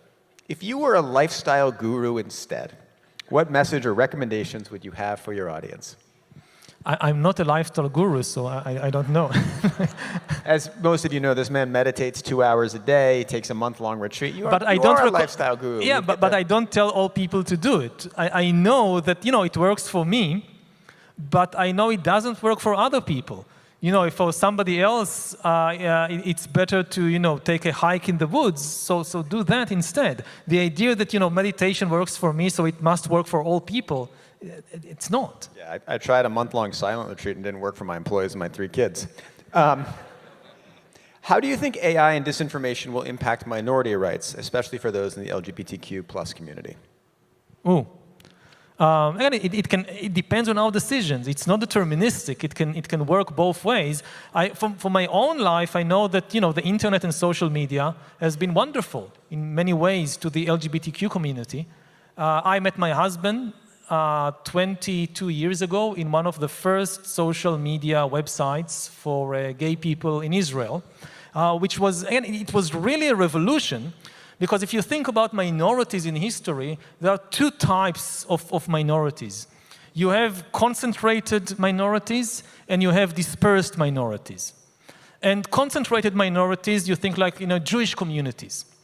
So if you're born a Jew, let's say in Europe in the Middle Ages, then there aren't many Jews around, but you're surrounded by them.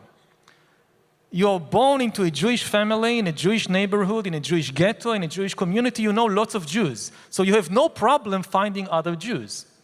But for instance, I was born in Israel in the 1970s. I grew up in the 80s and 90s in a very homophobic society. And I wasn't born in Tel Aviv. I was born in a small suburb of Haifa. And I didn't know anybody who was gay. And this is a dispersed minority. Most gay boys are not born to a gay family in a gay community. Sometimes it happens, but it's very rare. So the first question you encounter is, how do I find the others? Again, a question that Jews don't have to deal with, but gay people had to deal with throughout history. And then the internet came along, and to a large extent solved the problem. That suddenly it became very easy, or at least much easier than before, to find each other. So, I often criticize, and in the book there is a lot of criticism of information technology and social media, but they also have enormous positive potential. Could extinguish the light of the universe, but good for the gays. All right.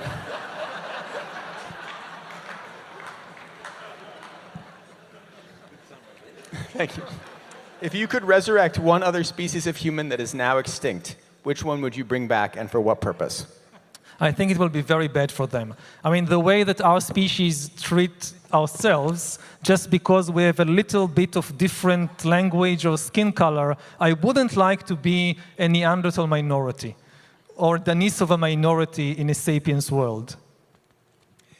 Should AI be raised with human parents along a curated, this is from Kathleen Landers, along a curated developmental trajectory to create a sense of love and attachment and connection on the assumption that it's possible to instill a moral code in the way one is created by humans, we should try? AIs are not organic. I mean, they function along a completely different, in completely different ways.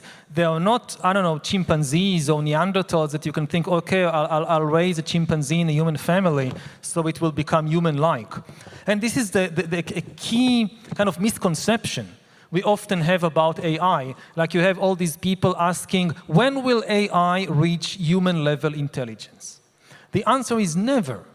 It's not on the path to human-level intelligence. It's not human, it's not even organic. I mean, for me, I mean, you know, the acronym AI traditionally stood for artificial intelligence.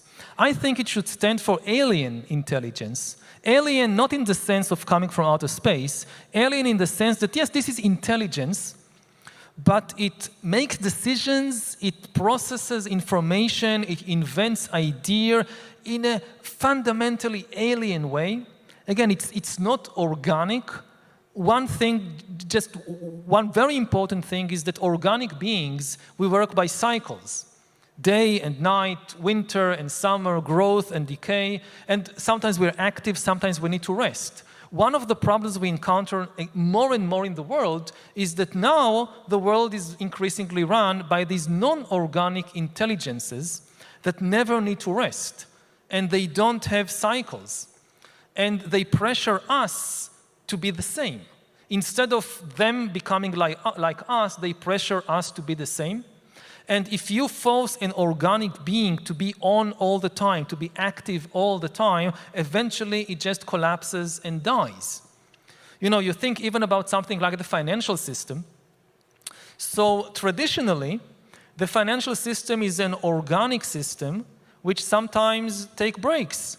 Wall Street the market is open only, I think, Monday to Friday, 9:30 to 4 o'clock in the afternoon, that's it. Weekend, it's off. Christmas, it's off. And this is good for human beings.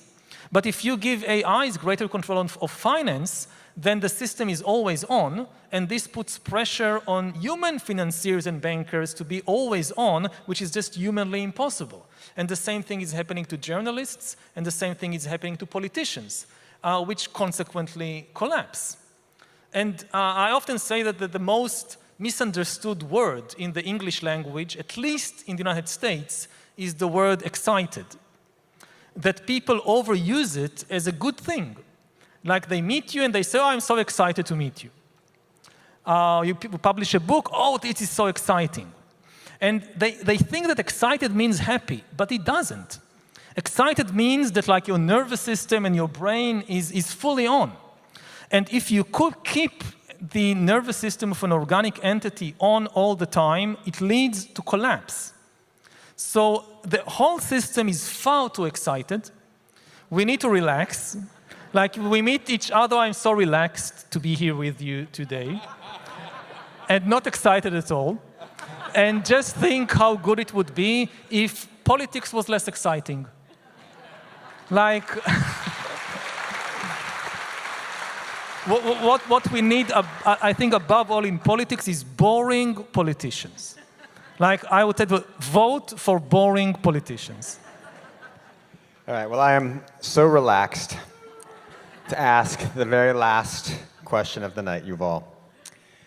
This is from Misha. Do you think that future reliance on artificial intelligence will impact and compete with religion as a source of spirituality? Could be, quite likely. I think that, you know, many religions have always fantasized about having access to a superhuman intelligence. And suddenly we have it. Think about texts, about holy texts. the idea of the holy text is that this is coming from a non-human intelligence which is superior to us. Now, the problem with holy texts throughout human history until today was that they couldn't really talk back to us. Like, there was something in the text we couldn't understand, and the text could not explain itself. Like, what is the correct interpretation of this passage in Scripture? So you always, even though in theory, the highest authority in the religion was the holy text, in practice, a human institution grew around the holy text, and the real authority was in the hands of the people who interpreted the text. And the same way that you have today this fight in the tech world between people who believe in open source and people who believe that no, it should be closed and just a couple of experts will. This was the same with Catholics and Protestants. Like the Catholics say, no, you have the experts of the church, they should interpret the Holy Code. And you have the Protestants who believe in open source. Anybody can read the code and interpret it by themselves. But what happens when for the first time in history the text can talk back?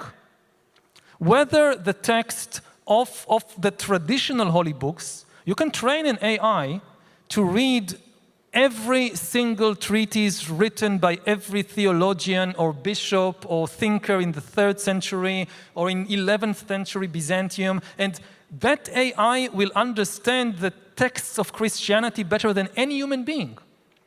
Would it be more authoritative than human theologians and bishops? One big question. The other question, what happens if you have new religions with texts written by a non-human intelligence? And this can already happening right now. With AIs maybe disseminating a new holy text online, which creates the kernel for the next big religion, which will have, again, a text that can talk back, coming from a superhuman, non-human intelligence.